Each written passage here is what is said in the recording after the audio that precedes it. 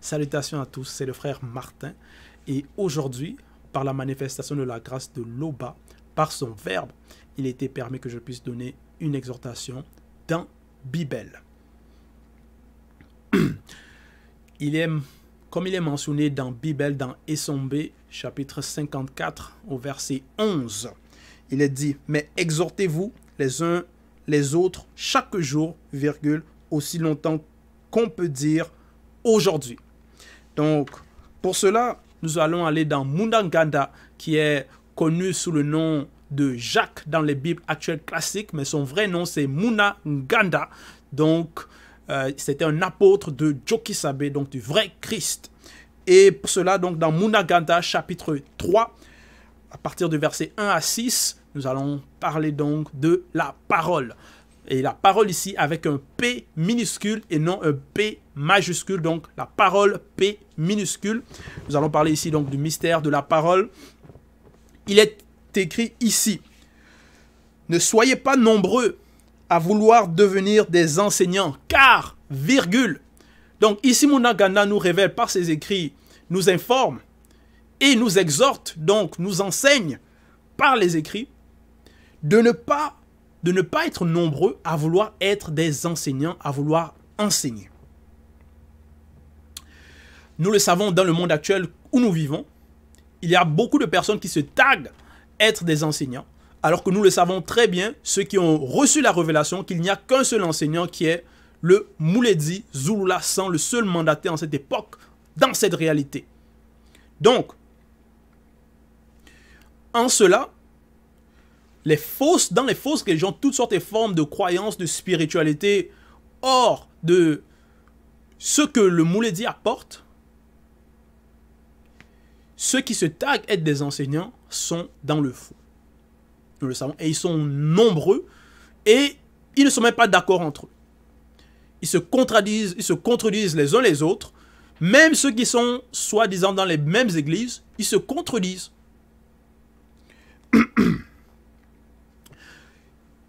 Dans la suite, il est dit, donc, après, il est dit, « Vous le savez, virgule, mes frères et sœurs, virgule. » Donc, Munaganda s'adresse à une communauté, s'adresse donc à des personnes qu'il considère comme ses frères et ses sœurs. Donc, ce sont des personnes qui acceptent les enseignements du Verbe, le message qu'avait apporté Jokisabe et le message qu'apporte le deuxième en cette époque. Donc, à son époque, il s'adressait à ces personnes-là, à cette communauté-là, donc à Ebassi. Donc, il s'adresse, mes frères et sœurs, virgule. Donc, il s'adresse aux initiés et aux non-initiés graciés.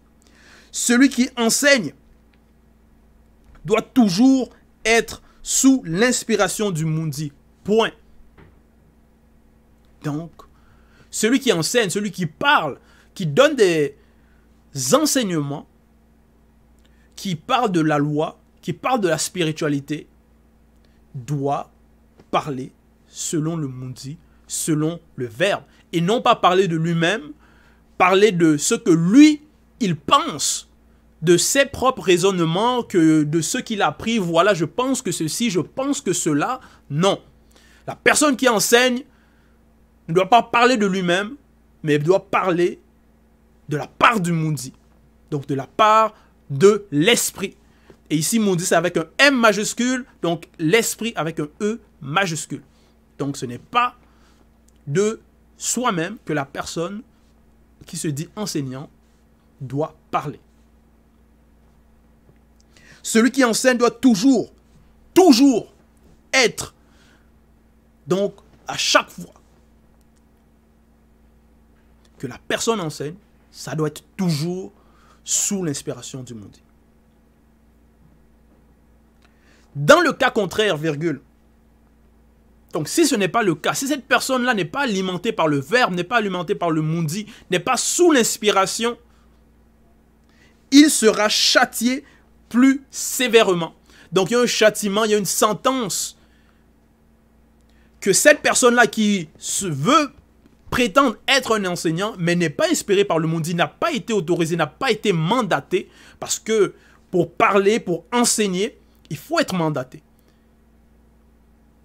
Il faut être mandaté, il faut recevoir un mandat. Il faut être sous l'inspiration du Verbe. Il faut avoir l'autorisation. Dans le cas contraire, il sera châtié plus sévèrement. Donc la personne qui enseigne sans l'inspiration du Moudi, sans le Verbe, qui parle de lui-même, de ce que, soi-disant, elle a appris, peut-être dans les écoles, ou de ses parents, des livres, ainsi de suite. La personne qui enseigne de cette manière, elle sera châtiée plus sévèrement que les autres qui écoutent, que les autres qui n'enseignent pas. Donc, c'est déjà une mise en garde que nous devons avoir. Que Munda Gada a fait part aussi à son époque. Verset 2. Plusieurs virgules. Donc, plusieurs. Parce que nous le savons, comme je l'ai mentionné, il y a plusieurs faux enseignants, plusieurs fausses églises, plusieurs fausses assemblées, plusieurs fausses personnes qui ont reçu des fausses révélations, des fausses visions et qui se mettent à ouvrir des églises, parler, à se mettre devant leur caméra et de eux-mêmes commencent à donner des enseignements. Qui les a donné l'autorisation? Qui les a mandatés? Qui les a donné la permission? De quel droit se permettent-ils cela? Virgule. Plusieurs virgules. En effet, commettre des écarts. Point.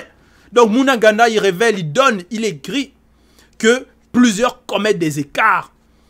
Ce n'est pas pour rien que ce n'est pas tout le monde qui doit enseigner. Parce que si ce n'est pas sous l'inspiration du Moudi, il va y avoir des écarts, il va y avoir des anomalies, il va y avoir la fausse doctrine qui va s'insérer. Donc, les lois et les ordonnances pures, comme dans le cas à Tambale, les personnes qui vont venir d'eux-mêmes vont falsifier cela, vont rajouter leurs idées, leurs propos, ce qu'ils pensent. En cela, ils vont bafouer les lois, ils vont bafouer les préceptes et la sainte doctrine. Ils vont rajouter eux-mêmes et donc s'égarer, apporter la confusion. Et en cela, donc, ils commettent les écarts. Et ce n'est pas bien de commettre des écarts. Donc, lorsqu'on parle, celui qui est sous l'inspiration ne commet pas d'écart. L'enseignement est clair, est selon la droiture, selon la vérité. Parce qu'il ne parle pas de lui-même. Si quelqu'un ne commet pas d'écart quand il parle, virgule. Donc, si quelqu'un ne commet pas d'écart quand il parle, donc ne se trompe pas, ne donne pas de faux enseignements, ne donne pas des fausses, ne vient pas à de fausses conclusions, donc ne commet pas d'écart, virgule, c'est un homme parfait, virgule. Donc s'il n'y a pas d'erreur, il n'y a pas de contradiction, c'est un homme parfait, virgule, capable de maîtriser son corps tout entier. Donc, par la parole que l'homme va utiliser, s'il n'y a pas d'écart dedans, s'il n'y a pas d'anomalie, s'il n'y a pas d'erreur, de contradiction, si la personne est en mesure de maîtriser ce qui sort de lui, et cette personne est alimentée par le Moudi, en cela, c'est un homme parfait, capable de maîtriser son corps. Verset 3. Si nous mettons un frein dans la bouche des chevaux pour qu'ils nous obéissent, virgule. Munda Gada, il prend l'exemple dans le visible des personnes qui mettent des freins dans les chevaux, dans la bouche des chevaux, pour diriger les chevaux, pour contrôler les chevaux. Donc, parce que c'est à leur époque, ils faisaient ça aussi. Ils mettent un frein dans la bouche des chevaux pour que les chevaux les obéissent. Nous dirigeons aussi leur corps tout entier. Donc par cet instrument dans la bouche des chevaux, ils sont en mesure de diriger les chevaux, le corps tout entier des chevaux, donc de l'animal tout entier, de leur contrôler, de freiner, de changer de direction, ainsi de suite.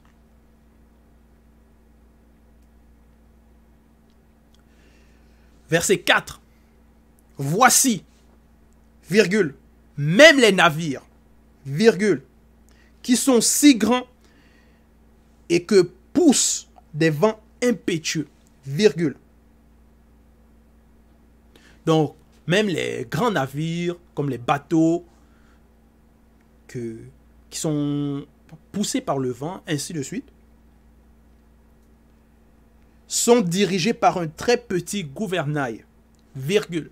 Donc, ces grands bateaux, ils sont dirigés par un petit instrument, comparativement à la grandeur du bateau. Par un très petit gouvernail, au gré du pilote. Donc le pilote, avec l'aide du gouvernail, il est en mesure de diriger le bateau, la direction, donc de suivre un chemin, une voie. Verset 5. Il en va de même pour la parole qui sort de l'homme. 2 points. Donc c'est similaire. Puisqu'il prend l'exemple par rapport aux chevaux et par rapport aux navires pour donner des images, des exemples. Ce qu'il parlait. Et pour qu'on puisse visualiser cela. Il en va de même pour la parole qui sort de l'homme. 2 points. Elle est insignifiante si elle n'est pas inspirée par le Mundi. Donc si la parole n'est pas inspirée par le Mundi, le verbe ici qualifie ces paroles d'insignifiantes. Que ces paroles sont insignifiantes. Donc tous ceux qui parlent sans le verbe, c'est-à-dire qui parlent sans être sous l'inspiration du Mundi, sans prendre, c'est-à-dire dire de la vérité, sans être sous l'inspiration, ces personnes, leurs paroles sont insignifiantes. Mais l'homme, donc après la virgule, mais l'homme se vante par elle de grandes choses. Point. Donc l'homme, les hommes, nous le savons, il y a beaucoup d'hommes orgueilleux, arrogants. Ils vont utiliser la parole pour se vanter, donner des propos haineux, orgueilleuses, dire que voici j'ai cela, donc voilà la vantardise. Ainsi de suite, par la parole.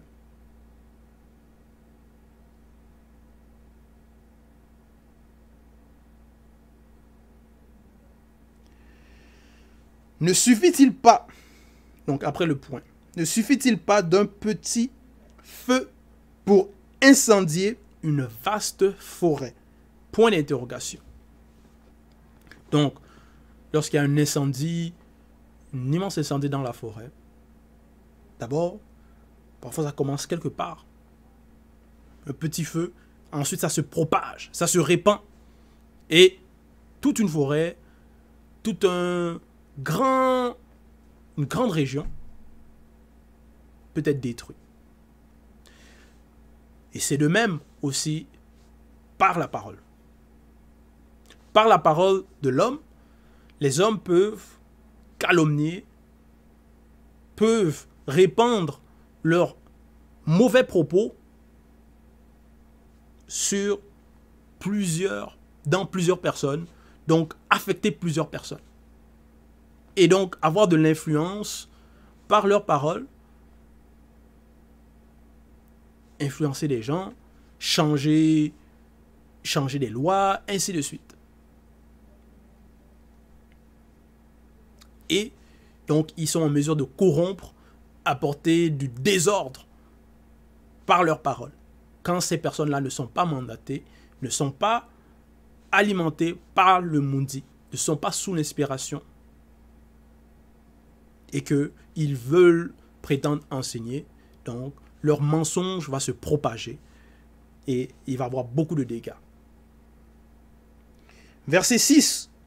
Eh bien, virgule, la parole est pareille à un feu, point. Compare la parole à un feu. Elle est issue. Donc ici, maintenant on va entrer dans le mystère de la parole même. D'où est-ce que ça provient? Elle est issue de la manifestation de la pensée de l'homme et elle le souille tout entier. Point. Donc c'est de là que ça vient. Ça vient de la manifestation de la pensée de l'homme. Ça vient de la pensée, ça vient de l'intérieur. Pour que ça sorte audiblement maintenant par la suite.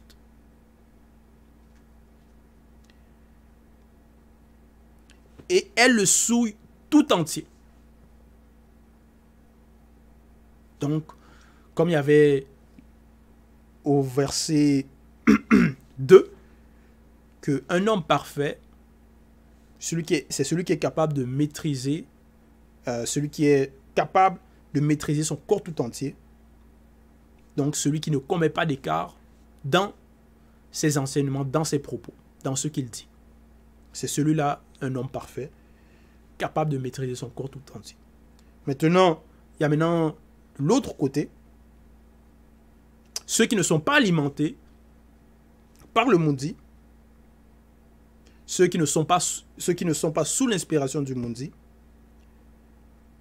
Il est dit ici que leurs paroles maintenant souillent tout leur corps.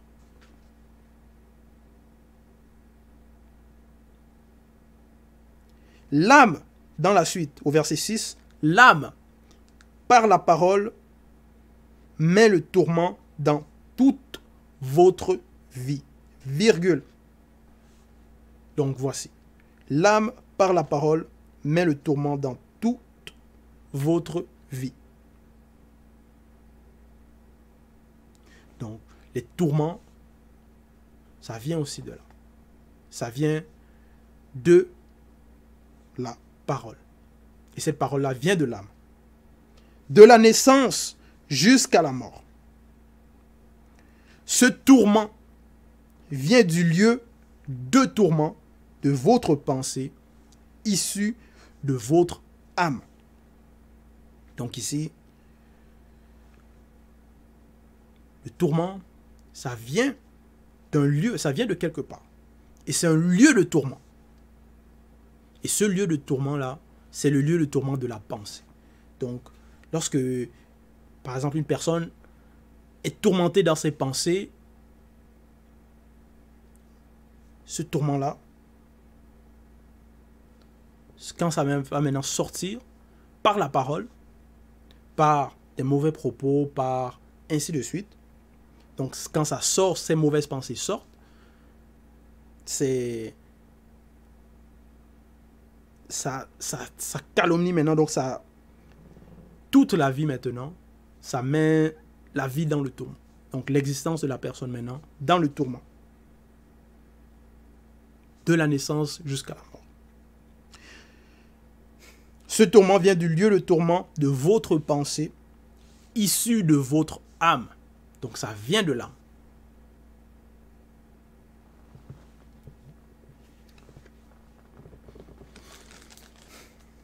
Donc c'est d'où ça provient, le tourment, et aussi par rapport à la parole. En cela, il faut aller à la source donc pour pouvoir ne pas avoir les tourments aussi. Pour pouvoir combattre ces tourments, donc il faut aller à l'origine.